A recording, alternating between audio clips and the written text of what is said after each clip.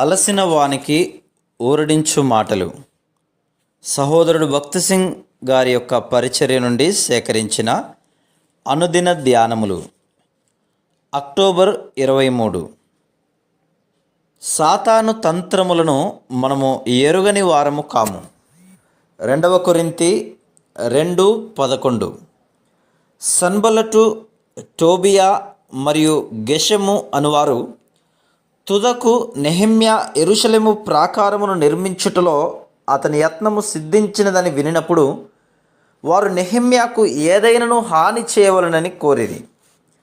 దేవుని పనికి ఆటంకం కలిగించుటలో శత్రువు ఓడిపోయినప్పుడు మరియు దేవుని పని జరుగుచూ ఉండుట చూచినప్పుడు వాని తదుపరి ఆయుధం దేవుని సేవకులకు కష్టములు తీసుకొని వచ్చుటయే.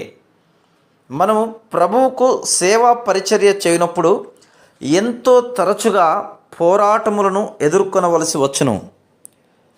దేవుని సేవలోనున్న మనం అనుదినము అన్ని రకములైన పోరాటములను ఎదుర్కొనుటకు సిద్ధపడి ఉండవలెను.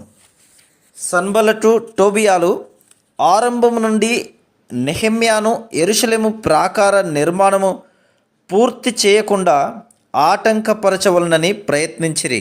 నెహెమ్యా 6:23.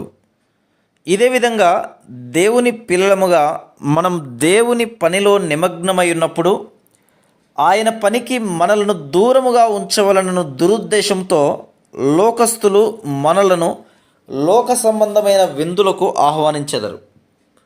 కొన్నిసార్లు విశ్వాసులను గణపరచుట ద్వారా ఆకర్షితులగునట్లుగా వారికి గౌరవప్రదమైన స్థానములను కూడా ఇవ్వజూపుదురు.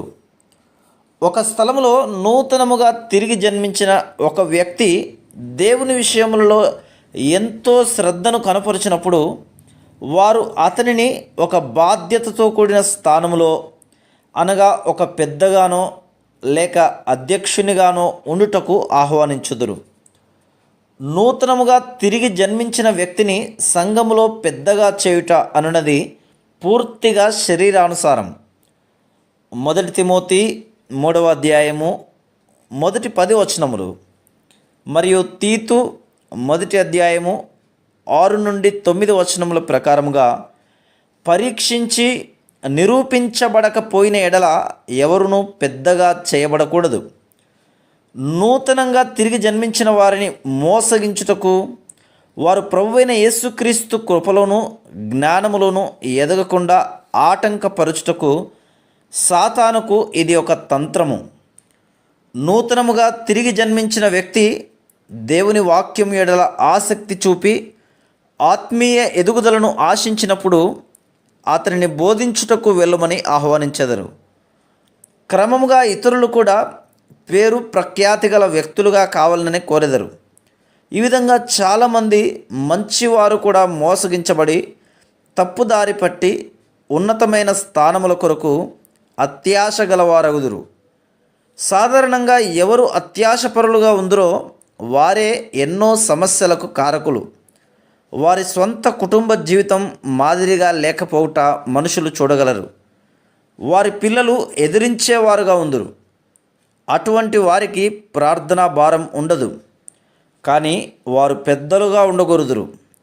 వారికి ఆ అవకాశం ఇవ్వకపోయిన ఎడల అబద్ధ ప్రచారం చేయుట ద్వారా సమస్యలను సృష్టించెదరు. Praise the lord.